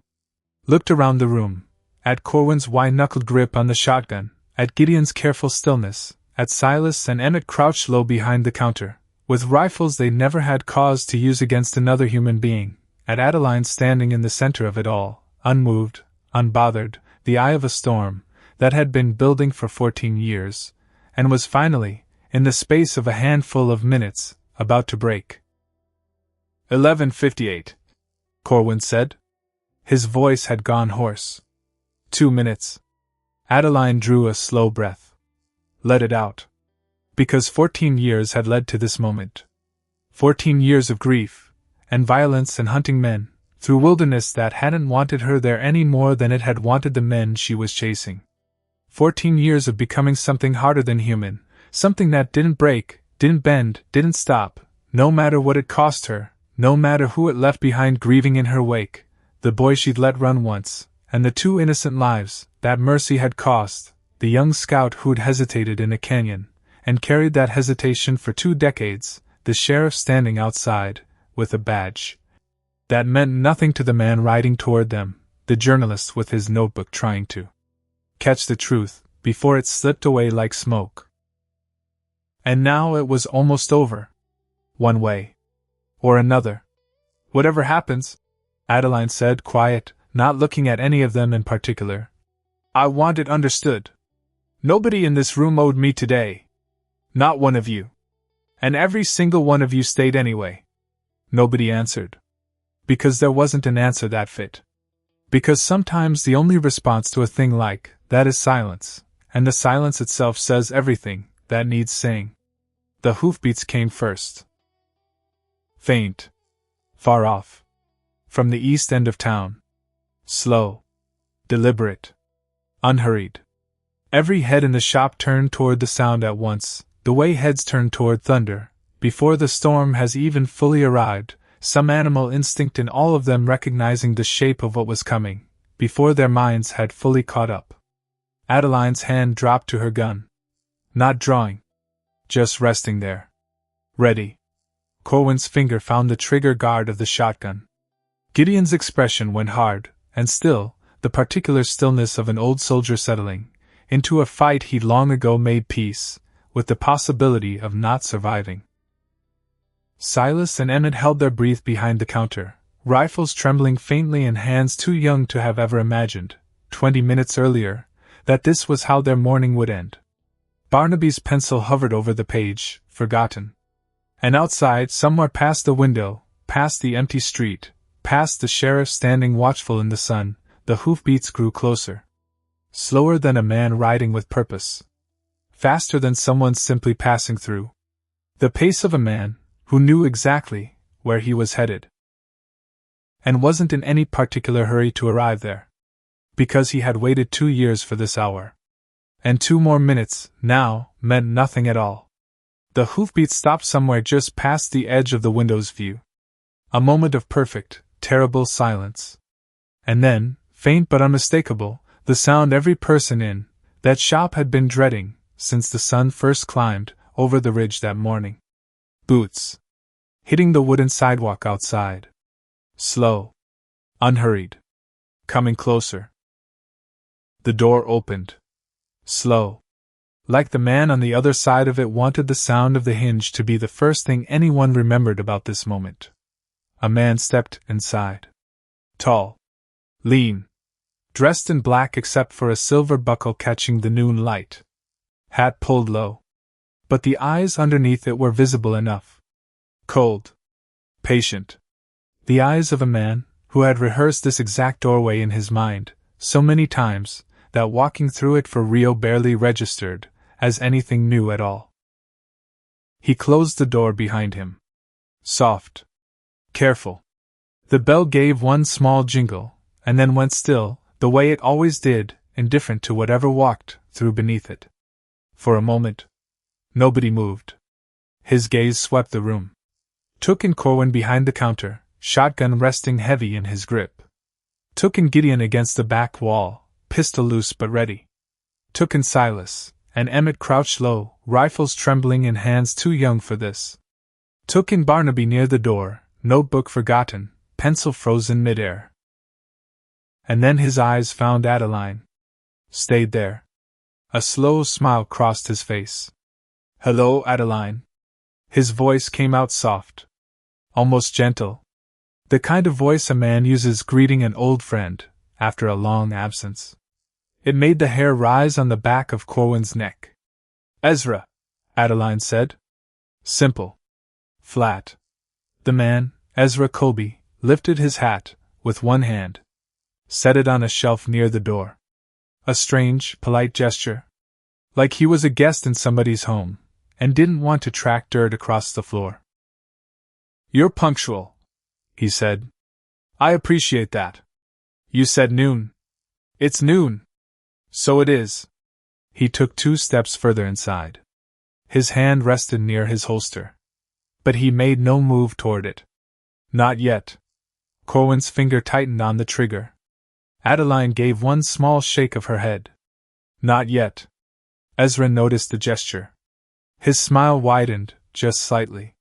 You've made friends, he said, glancing around the room. That's good. A woman shouldn't have to die alone. I'm not planning to die today, Adeline said. Neither was I. He said it without malice. Just fact, The way she herself had a habit of stating things. But one of us will. Gideon shifted his weight. Careful. Deliberate. Ezra's eyes cut to him. Your marsh, he said. Road under Ashworth. I've heard stories. Gideon's expression didn't move. Can't say I've heard any about you. No, Ezra said. You wouldn't have. That was rather the point. He turned his attention back to Adeline. Began walking, slow, along the edge of the room, not approaching directly, just moving, the unhurried pace of a man who'd waited 2 years, and intended to spend every remaining second of this particular hour exactly the way he'd imagined it. Do you know why my brothers never knew about me? He asked. Adeline didn't answer. But she was listening. They all were. My mother was my father's second wife, Ezra said. Left him before I was born. Took a different name. Raised me quiet, away from the rest of them. Told me they were poison. Told me if I ever met them, they'd drag me down with them. She was right, Adeline said quietly. Something flashed behind Ezra's eyes. Was she? They're all dead now. And I'm still standing. For the moment, Gideon said low. Ezra's gaze slid to him. Something almost like amusement. 12 years ago, Ezra went on, ignoring him. A lawyer's letter found me. Said my half-brother had been shot dead by a woman named Adeline Frost. His voice stayed soft. But something cold had crept underneath it now, quiet as frost creeping along a windowpane. 6 letters. Over 18 months. Each one the same news, dressed up different. They murdered my husband, Adeline said. Killed 9 other men who'd done nothing to deserve it. They earned what they got. Maybe, Ezra said. But they were my blood. Blood doesn't excuse murder, son, Gideon said.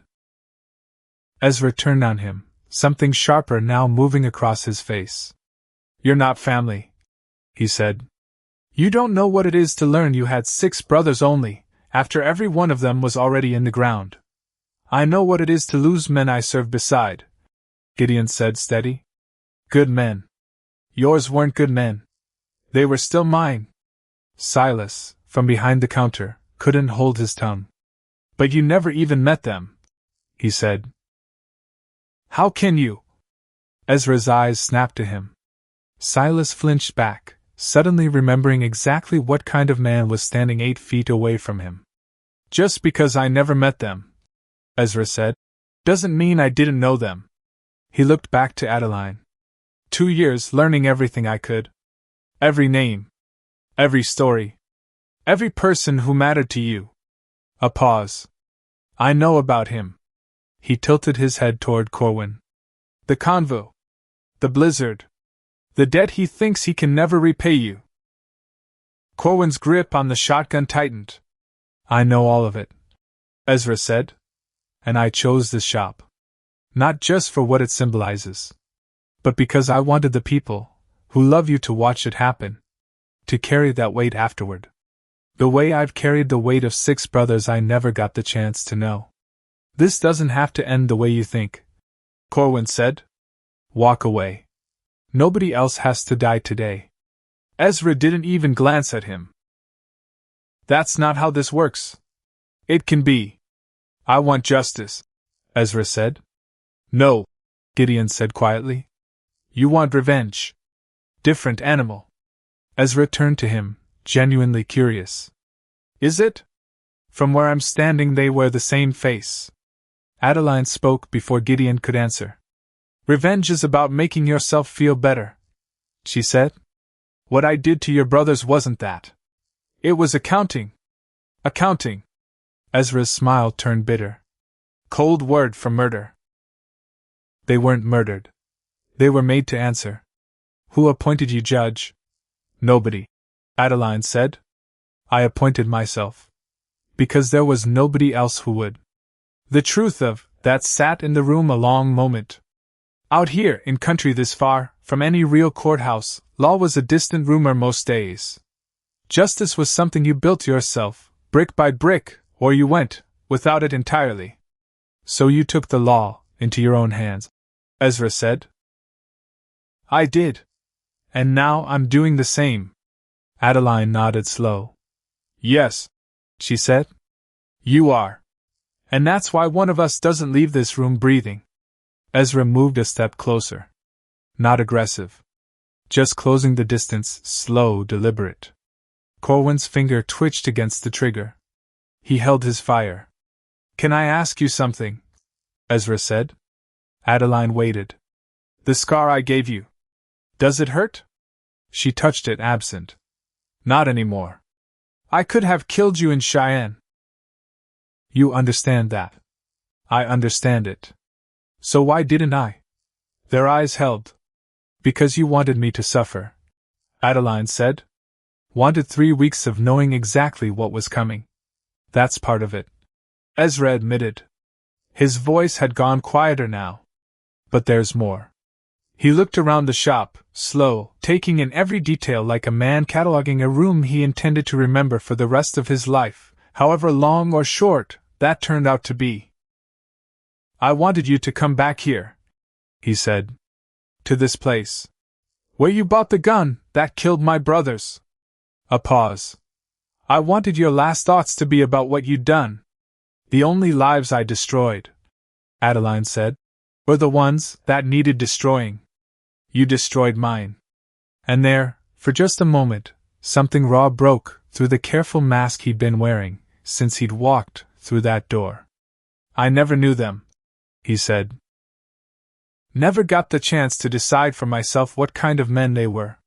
You took that choice away from me before I ever had it. Adeline's expression softened, just slightly. I understand that, she said. I do. It doesn't change what they did. No, Ezra said. It doesn't. Silence stretched. And that was when it happened.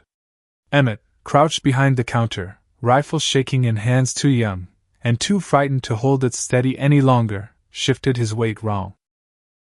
His boot caught the edge of a crate stacked against the counter's base. The crate tipped. Fell. And in the half-second of chaos that followed, the crack of wood against floorboard, the startled lurch of Emmett's body trying to catch it, the rifle in his hands swinging wide, finger tightening reflexively against the trigger guard. Everything happened at once. Which is the only way these things ever happen. Not slow. Not deliberate. All at once, a single terrible heartbeat, where every carefully held position in the room came apart simultaneously. Ezra's hand dropped to his holster. Corwin's shotgun came up. Gideon's pistol swung toward the door. And Adeline. Adeline didn't draw on Ezra. She threw herself sideways. Toward Emmett.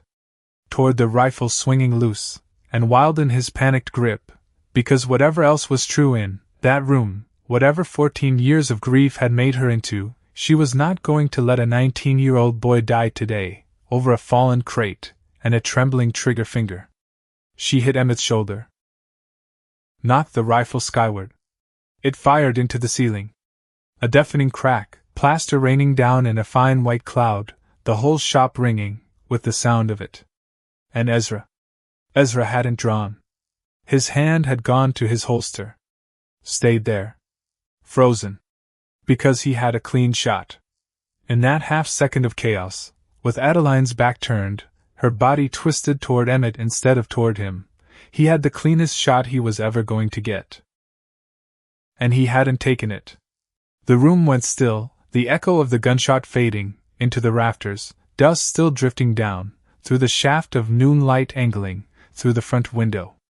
Adeline turned. Slow. Emmett trembling beneath her hand, the rifle now pointed harmlessly at the floor. She looked at Ezra. His hand was still on his holster. Gun still in leather. You didn't shoot, she said. Quiet. Almost disbelieving. No, Ezra said. You had me. I know. Corwin's shotgun stayed raised, but his eyes had gone wide, confused, trying to make sense of what he'd just watched. Why? Adeline said. Ezra was quiet a long moment. Because the truthful answer to that question was one he hadn't planned on giving. Hadn't planned, if he was honest with himself on discovering it existed inside him at all, until the exact second it mattered. Because that's not how I wanted this to happen, he said finally. A boy's mistake. A stray shot. That's not. He stopped. Started again. That's not justice. That's just an accident wearing justice's coat. Adeline's own words. Handed back to her. Something shifted in her chest. She didn't have a name for it yet. Ezra reached slowly into his coat. Not for a weapon. Every hand in the room tense regardless, Corwin's shotgun tracking the movement, Gideon's pistol rising an inch. He drew out a folded piece of paper. Worn soft at the creases like it had been read, and refolded 100 times over. Before I finish this, he said, I want you to read something. Ezra. Please. Something in the words stopped her. He crossed the last few feet between them, and held the paper out. Adeline took it. Unfolded it slow. The handwriting was old. Faded. A woman's hand, careful and looping, the ink gone brown with age. She began to read. And as she read, her face changed. Slowly at first. Then all at once, the way a dam changes right, before it breaks. Solid, solid, solid, and then not solid at all. This is, her voice caught. This is my husband's handwriting. On the reply? My mother kept it, Ezra said. 20 years. Never told me it existed, until she was dying. Corwin lowered the shotgun an inch. What is it? Adeline's hands were shaking now. Before the raid? She said. Barely audible. Before any of it. My husband found a boy. Younger than any of the brothers. Stealing from our stores during a hard winter. Half-starved. She looked up. Looked at Ezra. He didn't turn him in. Didn't punish him. Fed him. Sent him off, with supplies and a letter to whoever might be raising him, asking them to write, if the boy ever needed help again. Ezra's jaw was tight. That boy, he said, was one of my half-brothers.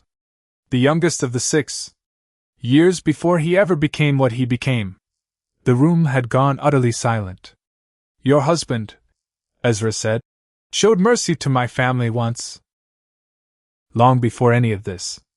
Long before the raid, before your husband's death, before any of the blood that followed. His voice roughened. And it changed nothing. Because 6 years later that same boy rode, with the others, into your camp, and helped kill the man who'd once fed him, when he was starving. Adeline's hands trembled around the paper. Why are you showing me this now? She said. Because I wanted you to understand. Ezra said. That mercy doesn't always save anybody. That kindness doesn't always get returned. I wanted you to understand that before I. He stopped. Couldn't finish the sentence. Because the sentence, now that it sat in his mouth, tasted entirely different than it had 2 years ago, when he'd first begun planning this exact moment. Before you what? Adeline said softly. Ezra looked at her. Really looked. And something in his face had gone hollow, uncertain, a man standing at the edge of a cliff he'd spent 2 years running toward, and only now, at the very lip of it, understanding how far the drop actually went. I don't know anymore, he admitted. The words came out small. Young. Nothing like the cold, patient man who'd walked through that door 5 minutes earlier. Adeline lowered the letter. Your mother kept this 20 years, she said. Never showed you until she was dying. Why do you think that was? I don't know. I think, Adeline said, she knew exactly what it would do to you. If you read it before you were ready. She was protecting you from it. The way my husband tried to protect that boy all those years ago, and failed anyway. Failed, Ezra repeated. Bitter. Failed, and he still got a bullet from one of the very brothers he tried to feed. Yes, Adeline said. He did. And I've hated every one of your family for 14 years, because of it. I still do some days. Her voice caught, steadied. But you brought me this letter, Ezra. knowing what it would cost you to bring it. And a man who's only capable of cold-blooded revenge doesn't do a thing like that. Ezra's hand had drifted away from his holster entirely now. My mother used to say, he said quiet, that blood only matters as much as you decide to let it matter. Sounds like a wise woman. She was. His voice cracked slightly. I spent 2 years trying to prove her wrong. Corwin set the shotgun down on the counter. Slow. Careful. The sound of it settling against glass was the loudest thing in the room. I told you once already, Ezra said unprompted, his eyes still on Adeline, that I let you live in Cheyenne because I wanted you suffering 3 weeks before this hour arrived. He paused. That much was true. But it wasn't the whole truth. What's the rest of it? Adeline asked. The rest of it, Ezra said, is that I had 3 more bullets, and a clean line, and something in me still wouldn't pull the trigger a second time. Told myself it was strategy. Told myself I wanted you afraid, prepared, ready to fight me proper instead of dying easy in a street. His jaw tightened. Only reason I'm telling you now is I don't think that was ever the real reason. I think some part of me already knew I didn't want to be the man who finished it that day. Just took me 3 more weeks, and a letter from my dead mother to admit it. Adeline studied him a long moment. Something in her face had gone very still. That's more honor than your brothers ever showed a single soul, she said. I'm not my brothers. I know, she said. That's why I'm hoping you make a different choice than the one we've both spent this morning preparing to make. Ezra, Adeline said. Look at me. He did. Your brothers killed my husband while he slept, she said. Killed 9 other men who'd done nothing wrong. Burned everything we'd built. And they laughed while they did it. Her voice stayed level, but iron sat underneath every word. I didn't enjoy hunting them. Didn't take pleasure in any of the 6 deaths that followed. I did what needed doing. And then I tried, God knows how badly, to move on. Did you? Ezra asked. Move on. Adeline was quiet a moment. No, she admitted. I didn't. Because there was always one more story. One more rumor. And eventually, one more brother. She gestured to the scar on her face. You gave me this, because you wanted me to suffer. It worked. I've spent 3 weeks wondering if I'd survive today. Wondering if I still had what it takes. Wondering if maybe I should just let you win. And what did you decide? Ezra asked. That I'm tired of running, she said. Tired of fighting. Tired of being what grief made me. Her hand drifted near her gun. Didn't draw. Just rested there. But I'm not ready to die either. Not for something your brother started 14 years ago. Not today. Then what do you want? Ezra said. I want this to be over, Adeline said. One way or another. Right now. I want to either walk out of this shop and finally be finished with the Colby name forever. Or I want to die knowing I fought until the very last second I had. Ezra studied her a long moment. Then, slowly, he nodded. I can respect that, he said. Gideon cleared his throat. There's another option, he said. You could both walk away. Right now. And this without one more drop of blood spilled anywhere. Ezra shook his head. I came here for justice, he said. For my brothers. Your brothers got their justice, Gideon said. They got exactly what they'd earned. Maybe, Ezra said. But I deserve mine too. Emmett's voice came from behind the counter, small but steadier now than it had been in 20 minutes.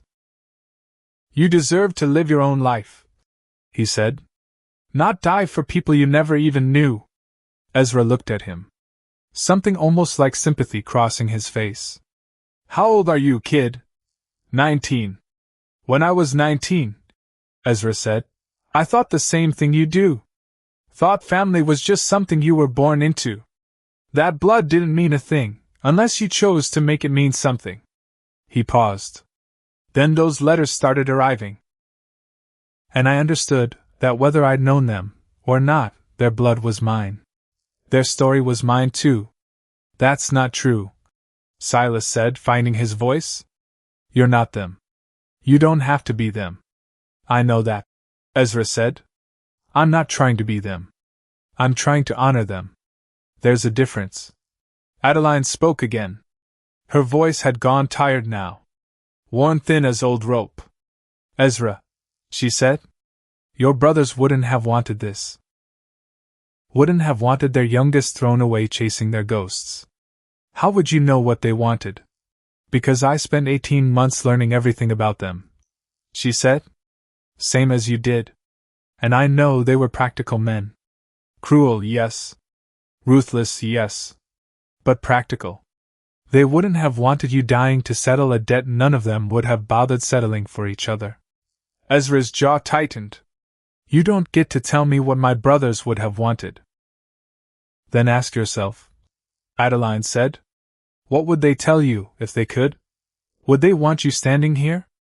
Or would they tell you to go live the life none of them ever managed to build for themselves? For the first time since he'd walked through the door, Ezra hesitated. Just a second. But it was there. Visible. The first real crack. Corwin saw the opening and leaned into it. She's right, he said. You're young. You've got a whole life ahead of you. Don't throw it away chasing ghosts. Ezra's hand drifted unconsciously back toward the letter Adeline still held. I made a promise, he said quietly. To myself. To them. That I'd see this through. Promises to the dead don't count for much, Adeline said. Only promises to the living matter. And the only person living in this whole equation is you. And you, Ezra said. For now. The words sat heavy in the room. Ezra turned. Faced the window. Outside, the street sat still, the sun directly overhead, no shadows anywhere, just harsh, unforgiving light pouring down over Cedar Hollow like judgment itself. I spent 2 years preparing for this, he said. Learning to shoot. Learning to track. Learning everything I thought I'd need to face you and win. I know, Adeline said. How? Because that's exactly what I would have done. Ezra laughed. No humor in it at all. We're not so different, you and I. No, Adeline agreed. We're not. Both of us let grief turn us into something neither of us ever meant to become. She moved closer. Close enough now that Corwin's whole body tensed, ready to fire, if Ezra so much as twitched wrong. But Ezra stayed still. The difference, Adeline said, is that I'm ready to stop being that thing. Ready to put the weight down and walk away from it. She held his gaze. Are you? Ezra was quiet a long time. I don't know if I can, he admitted finally, and his voice had gone to barely a whisper. Why not? Because if I walk away, he said, then what was any of it for? 2 years. All the training. All the planning. All of it. For nothing, Adeline said simply. Because it was built on a foundation of pain. And pain doesn't build anything worth keeping standing. Ezra's hand drifted briefly toward his holster. Every person in the room went rigid. He didn't draw. Just rested his hand there. The same way Adeline had been resting hers. 2 people. One shared understanding. Both ready, if it came to it, to kill or to die, and both, for the very first time, uncertain which of those 2 things they actually wanted. The clock ticked on. Outside, a horse whinnied somewhere down the street. Finally, he spoke. Tell me about him, he said. Adeline frowned. Who? Your husband. The man my brothers killed. I want to understand who he was. Not just what happened to him. Something flickered across her face. Surprise. Uncertainty. Why? Because I've spent 2 years learning about my brothers, Ezra said. About you. But I never once learned about the man who started all of this, without meaning to. He didn't start anything, Adeline said, voice hardening. Your brothers started it, when they rode into our camp. You know what I mean. Adeline was quiet a moment. Then, slowly, she began to speak. His name was Nathaniel, she said. 34 when he died. We'd been married 6 years. Her voice softened, took on a different quality. He was a good man. Not perfect. But good. Worked hard. Treated people fair. Laughed easy. Ezra listened without interrupting. He wanted to build something. Adeline continued. A ranch. A legacy. Something to hand down to children we hoped we'd have one day. A pause. We never got the chance. Corwin found himself blinking back something that might have been tears. He loved this land, Adeline said. Loved the open space of it. The possibility. Used to say the frontier was where people went to become whoever they were always meant to be. What did you think? Ezra asked. I thought he was right, she said. Until the night he died. After that I thought this country was just a place people went to kill each other and call it destiny. She looked at Ezra directly. Your brothers took him from me, she said. Took our future. Took everything we'd built together and burned it to nothing.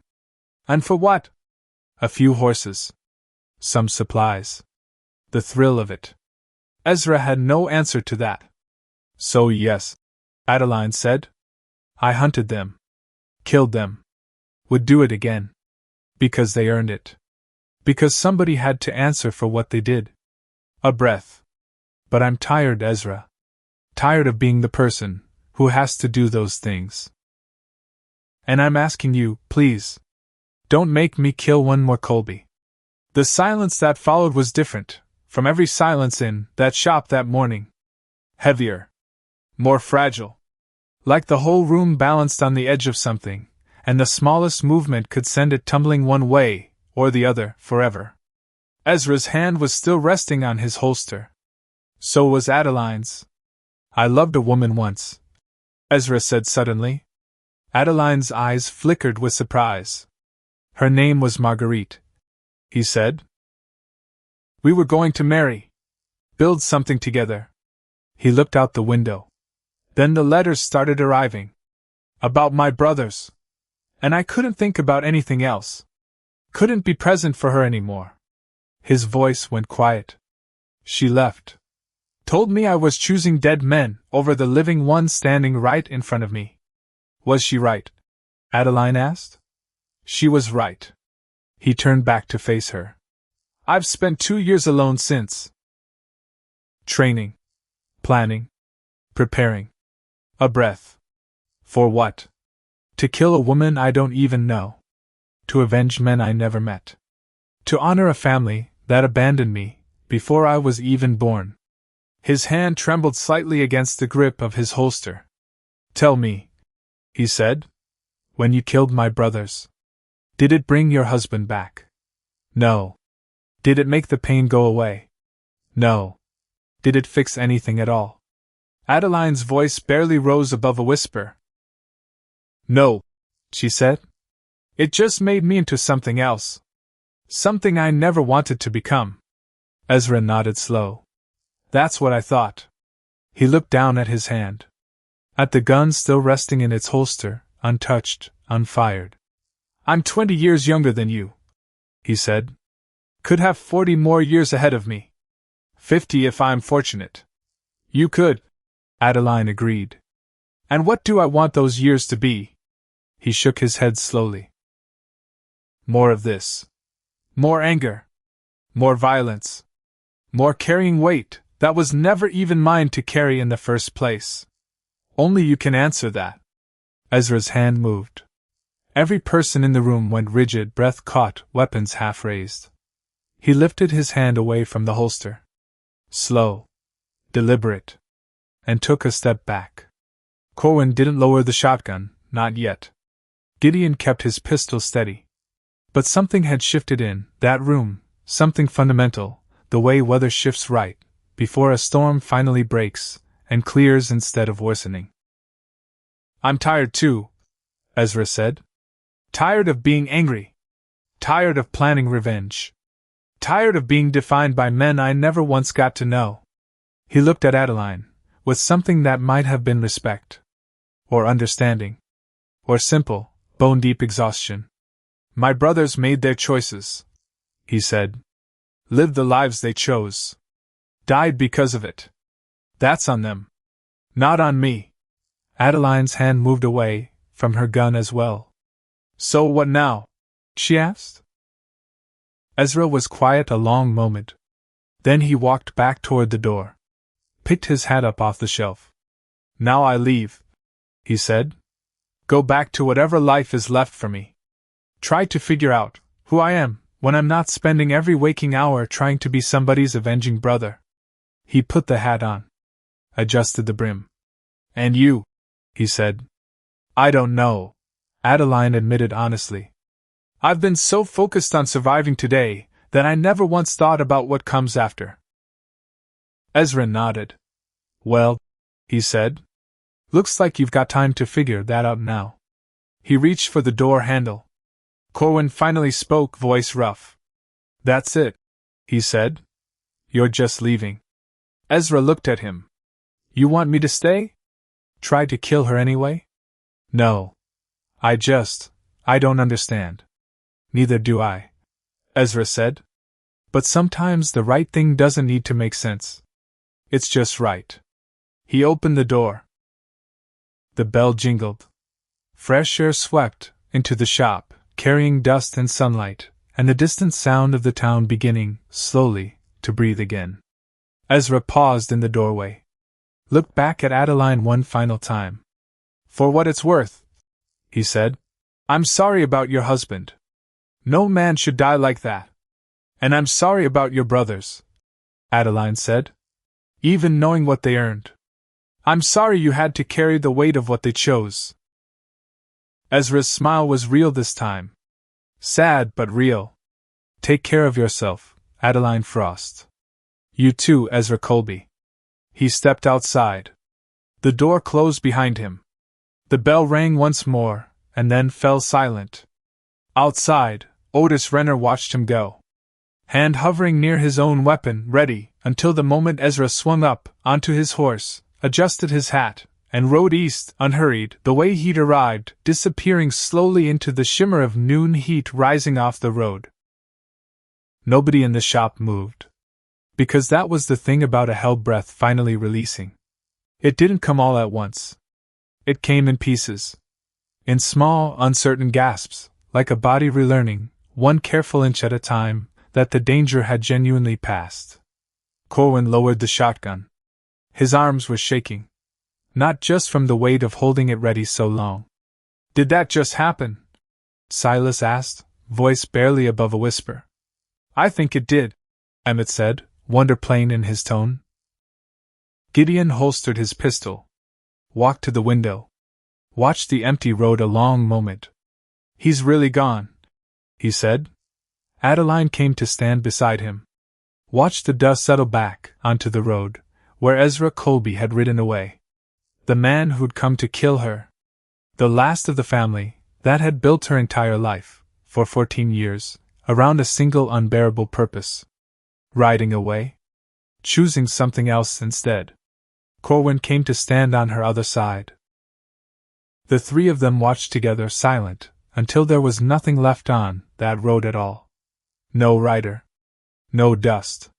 Just heat shimmering over empty ground. Adeline let out a breath she hadn't realized she'd been holding for 14 years. Her legs went weak beneath her. She reached out, steadied herself against the window frame. Are you all right? Corwin asked. She nodded. Wasn't entirely sure it was true. Because for 14 years she had been the Frost widow. The hunter. The woman who tracked 6 men across 3 territories, and brought every one of them back dead. That had been her purpose. Her shape. The thing that gave her life meaning, when everything else had been stripped away. And now, standing in a gun shop on an ordinary Tuesday, it was simply over. No final gunfight. No last violence. Just a conversation. A choice. a man riding away, into the noon heat instead of drawing his weapon. She didn't know, yet, what to do with that. Outside, the door opened again. Otis Renner stepped in, hat in hand, glancing around the room at the plastered dust still settling from the ceiling, the shotgun resting on the counter, the strange collection of people standing in various states of shock. "Well," he said slowly, "I suppose I owe you all an apology for doubting how this might go." "You were doing your job," Adeline said. "Wasn't much of a job today," Otis admitted. "Watched a man ride off, without me lifting a finger." He looked at her. "For what it's worth, ma'am. What I witnessed here today. That's the account I'll be filing. Not whatever story might try to grow up around it later." Barnaby had already lowered his notebook, pencil finally still, his face pale, with the particular awe of a man who'd come expecting a tragedy, and instead witnessed something he didn't yet have proper words for. "I'll write it true," he said quietly. "I promise you that, Mrs. Frost." Adeline looked at him a long moment. "Then write it as it was," she said. "Not as a legend. Just as two tired people, who chose, for once, not to add to the weight already sitting on this world." Gideon moved away from the window, walked to Adeline, stood a respectful distance away, the way he'd stood since the morning began, one soldier acknowledging another. "Ma'am," he said, "you just did something I've never once seen in my whole life." She looked at him. "You ended a blood feud, without spilling a drop," Gideon said. "That takes more courage than any gunfight ever could." Silas and Emmett emerged slowly from behind the counter, moving cautious, like they weren't entirely convinced the danger was truly finished. "Is he coming back?" Emmett asked. "No," Adeline said. "He's not." "How do you know?" "Because I saw it in his eyes," she said. "He made his choice. And he's the kind of man who'll hold to it." Silas shook his head, slow, disbelief still written plain across his face. "I was sure somebody was going to die today." "So was I," Adeline admitted. Corwin set the shotgun down on the counter fully now. His hands were still trembling. "I need a drink," he said. Nobody argued with him. He reached beneath the counter, pulled out a bottle of whiskey, and 6 glasses, poured generous measures into each, and passed them around. "To survival," he said, raising his glass. "To peace," Gideon added. "To second chances," Adeline said quietly. They drank. The whiskey burned going down. But it was a good burn. A living burn. The particular burn of people who had stared straight into their own possible ending, and somehow, impossibly, come through it standing. Silas set down his glass, looked at Adeline with new eyes. "Ma'am," he said, "I owe you an apology. For this morning. For what I said. I was wrong about everything." Emmett nodded fast. "Me too. We were fools." Adeline almost smiled at that. "You were young," she said. "That's a different thing." "We were old enough to know better," Silas said. "Maybe," she allowed. "But you're old enough now to learn from it. That's what actually matters." She finished her whiskey. Set the glass down. "Thank you," she said, looking around the room at all of them. "For standing with me. Even the ones who didn't have to." "We had to," Corwin said. "You saved my life once. I wasn't about to let you face this one alone. Even if I'd told you not to. Especially then." Adeline nodded slow. Then reached into her coat and drew out her gun. The Colt she'd carried 14 years, the weapon that had become, somewhere along the way, less a tool and more an extension of everything she'd survived. Everyone in the room tensed for a moment, until they understood she wasn't drawing it to use. She was simply looking at it. "I bought this here," she said. 14 years ago. When I was still just a widow trying to work out what to do with her grief." Corwin looked at the weapon. Recognized it instantly. "I remember my father talking about it," he said. "Said you were particular?" Custom grip. Specific barrel length. Said he thought you were just being difficult, until he understood you weren't. I was being practical, Adeline said. I needed it to become part of me. Because I already knew, even then, what I was going to use it for. She ran her fingers along the grip one final time. I think I'm finished carrying it now. Corwin frowned. You're giving it up. Not giving it up, she said. Just done carrying it everywhere. Done sleeping with it under my pillow. Done being the kind of person who needs it, within reach every hour of every day. She held it out to him. Can you keep it safe for me? She asked. In case I ever need it again. Of course. Corwin took it carefully. With something like reverence. Placed it in a locked drawer beneath the counter. It'll be here, he said. Whenever you want it back. Thank you. Adeline turned toward the door. Where will you go? Gideon asked. She paused, hand resting on the frame. I don't know, she admitted. Haven't thought that far ahead. First time in 14 years I don't have a plan. Don't have a single purpose waiting for me tomorrow morning. Sounds terrifying, Emmett said. Adeline smiled. Small. But real. It is, she said. It's also, I think, the first free thing I've felt in a very long time. She looked back at all of them one last time. Thank you, she said, for reminding me there's more to being alive than settling debts. And then she stepped out, into the bright afternoon sun. The door closed softly behind her. The bell gave one small ring, and the shop settled into quiet. Years passed the way years do out here, slow, and then suddenly all at once. Cedar Hollow grew. New buildings rose along Main Street. The gun shop stayed exactly where it had always stood, though the sign above the door eventually read a different name than Corwin Deeks. Passed down the way such things get passed down, from one steady pair of hands to the next. In a glass case near the counter, a Colt.